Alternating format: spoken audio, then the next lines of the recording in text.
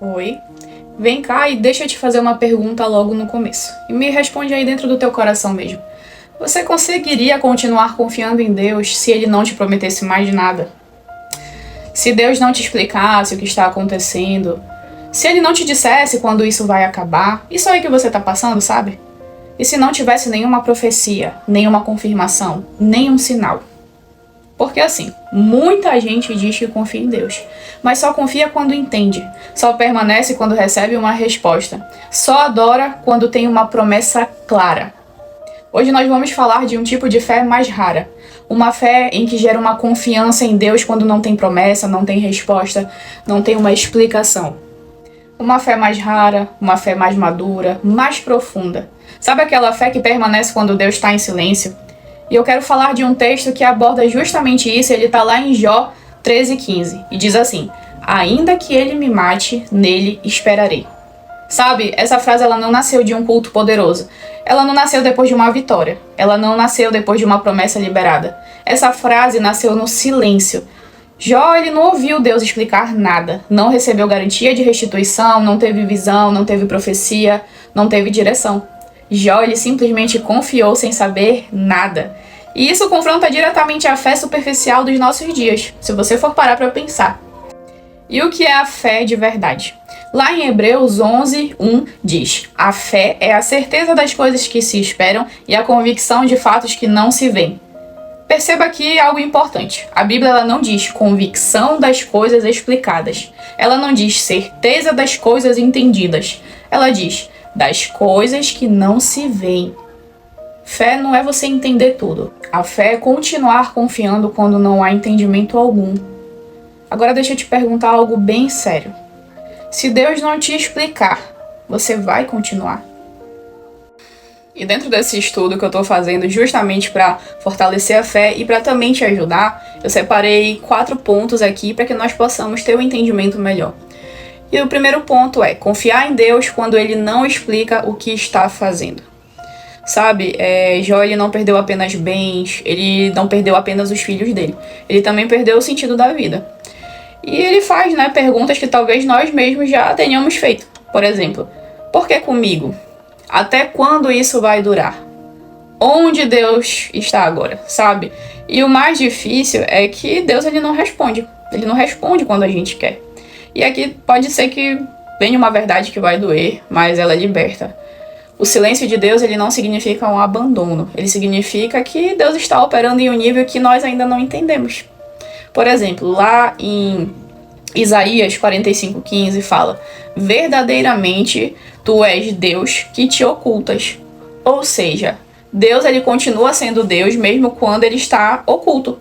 Mesmo quando ele não explica algo pra gente, mesmo quando ele não se manifesta do jeito que nós estamos esperando que aconteça. Quem só confia quando entende ainda não conseguiu aprender a realmente confiar. E o silêncio ele não significa ausência. Às vezes é uma profundidade. Segundo ponto, Deus ele não entrega respostas, ele observa reações.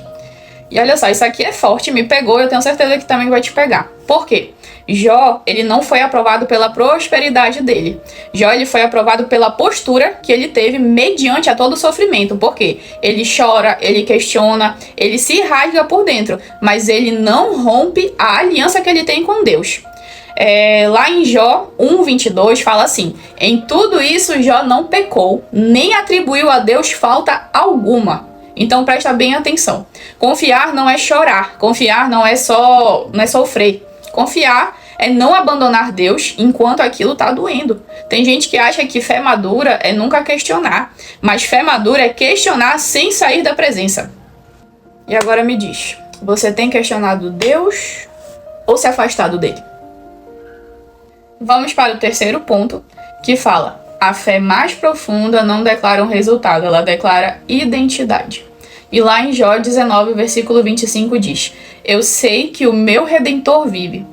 Jó ele não fala, tudo vai se resolver, vai dar certo, Deus vai me explicar. Ele diz apenas, ele vive. E isso é poderoso, sabe por quê? Porque aqui Jó, ele não está falando do Deus que vai fazer. Ele está afirmando quem Deus é, mesmo sem entender nada. E isso é uma fé sem barganha, é uma fé sem prazo. É uma fé sem garantia. É a fé que não depende do final, feliz para continuar crendo. E o quarto e último ponto que diz: Deus se revela, mas não se explica. Quando Deus finalmente fala, lá em Jó 38, algo curioso acontece. Porque Deus ele não responde o porquê, ele responde o quem. Onde você estava quando lancei os fundamentos da terra? Você entende os mistérios da criação? Deus ele não explica o sofrimento, ele revela a sua soberania, porque às vezes saber que Deus está presente é mais importante do que saber o motivo da dor. Sabia? Lá em Jó 42:5 fala: Antes eu te conhecia de ouvir falar, mas agora os meus olhos te veem. Depois que Jó tem esse encontro realmente com o Senhor, ele afirma isso. E sabe o que é maravilhoso nisso? É que esse silêncio ele não destruiu Jó. Pelo contrário, ele criou um nível de profundidade, de fé tão grande em Jó, que é admirável até hoje. E isso me faz lembrar de algo que aconteceu comigo também. Eu tive um tempo, antes do meu casamento, eu trabalhava em um local que era bem distante, né? Eu tinha que viajar para trabalhar, então toda semana eu tinha que me locomover para esse local, dormir fora de casa, passar 3 dias da semana longe de casa. Isso foi algo muito difícil, mas eu precisava desse emprego porque eu e meu marido estávamos pagando o casamento e eu não podia perder de jeito nenhum, mesmo sendo difícil. E era difícil também porque nesse emprego eu sofri uma perseguição muito grande, por ser um emprego também, né, de cargo político. Eu acho que vocês sabem como é isso. Eu sofri uma perseguição muito grande, mesmo fazendo o meu trabalho ali direitinho. Continuou essa perseguição, queriam me arrancar desse local de qualquer jeito.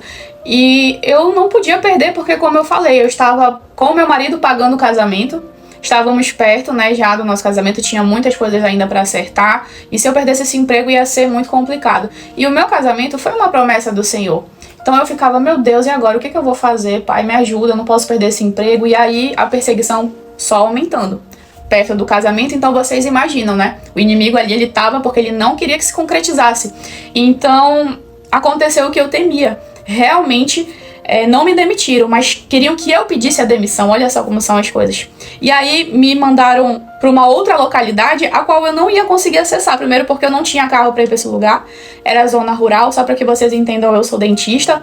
Então o meu atendimento era numa saúde, estratégia de família. E queriam me mandar para uma outra que era na zona rural. E sem ajuda de transporte, sem nada, né? Eu fiquei, meu Deus, eu não vou conseguir chegar lá pra trabalhar. E agora, meu pai? Aí nesse dia, eu lembro que eu fui pro local que eu ficava. Eu chorei muito, eu tava devastada. A secretária lá de saúde do local me chamou pra conversar. E eu fiquei assim muito mal, porque ela disse, olha, a gente não quer te demitir, mas a gente só pode te colocar nesse local. Sendo que eles sabiam que eu não tinha como acessar esse local. E eles também não iam me ajudar com transporte e nada. E aí eu fiquei sem saída, né? Eu falei, e agora, como é que eu vou fazer? Aí eu cheguei no local que eu dormia, né?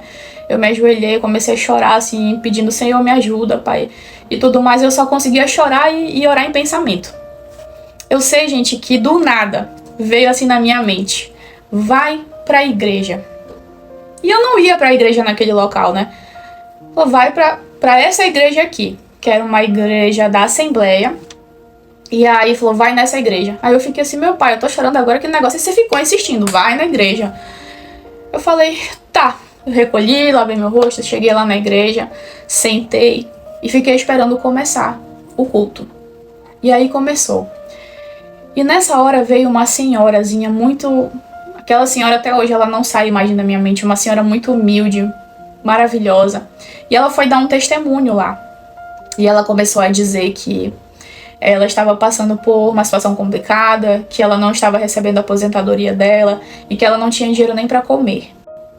E eu fiquei escutando atentamente. Ela disse que ela sofreu um golpe de familiares dela, que foram no banco, fizeram um empréstimo com os documentos dela, e ela, por não ter muito entendimento, não saber ler nem nada, eles pegaram, deram documentos para ela assinar. E como eu disse para vocês, é uma senhora muito humilde, de um coração assim, muito bonito. Então a gente vê que era uma pessoa que ela estava em defesa de questão de conhecimento, enfim, ela confiou na família dela, né?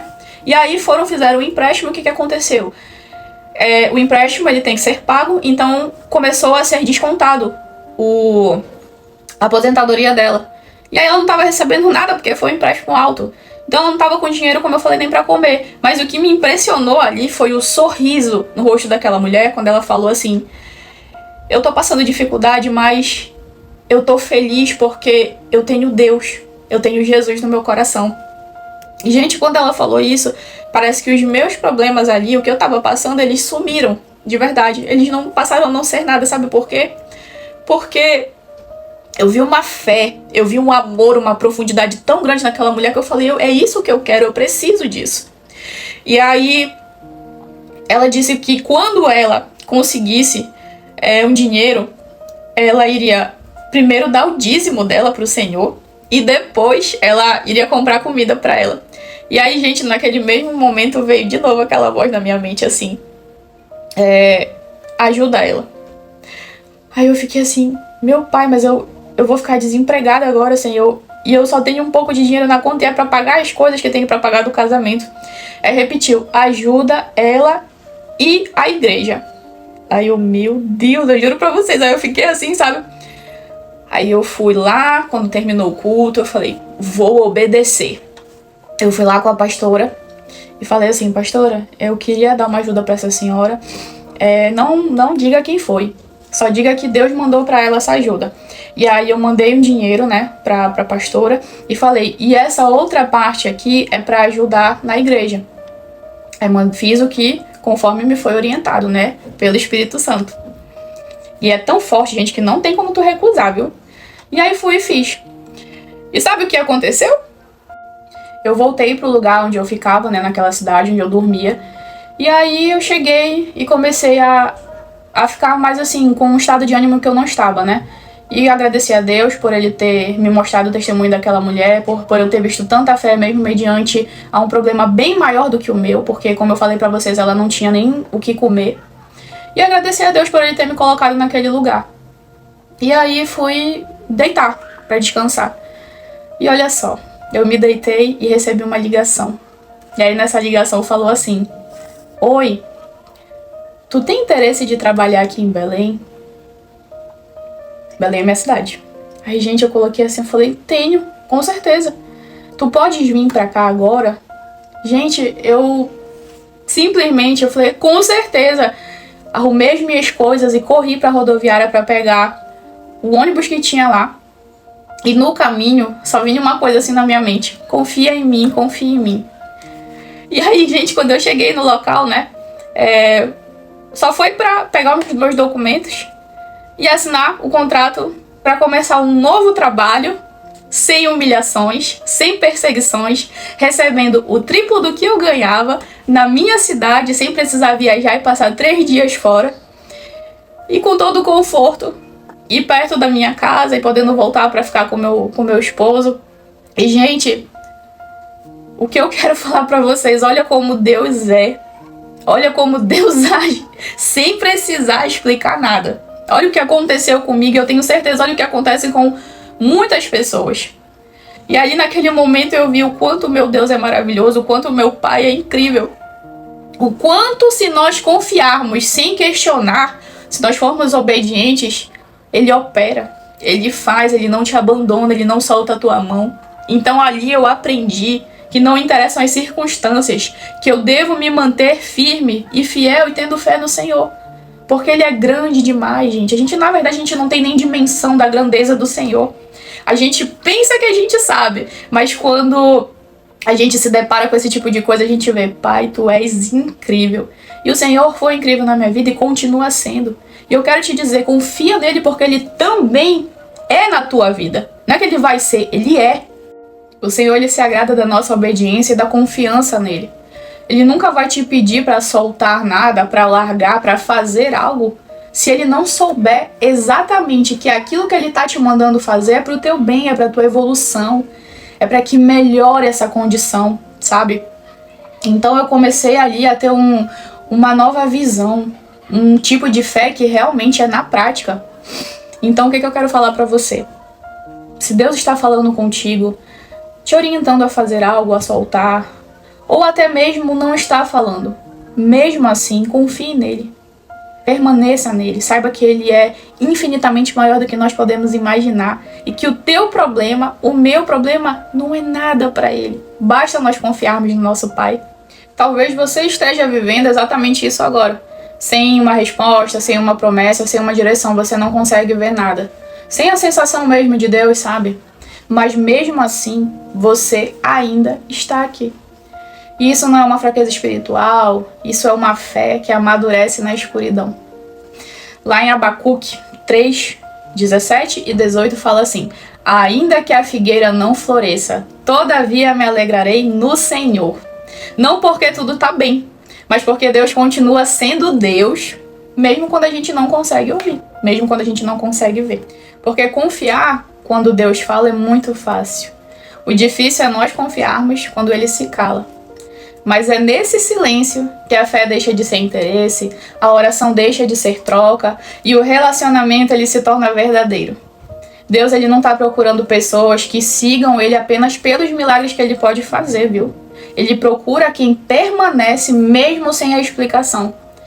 Então, assim, se essa palavra falou contigo agora, escreve aqui no comentário, curte, compartilha com outras pessoas que estejam precisando fortalecer a sua fé e crer em Deus mesmo sem estar vendo sinais de movimentação, mesmo sem estar ouvindo a voz. Porque saiba que Deus continua sendo Deus mesmo no oculto e que Ele quer a sua obediência, a sua confiança. Porque o mais, o impossível, a gente tem que deixar com Ele.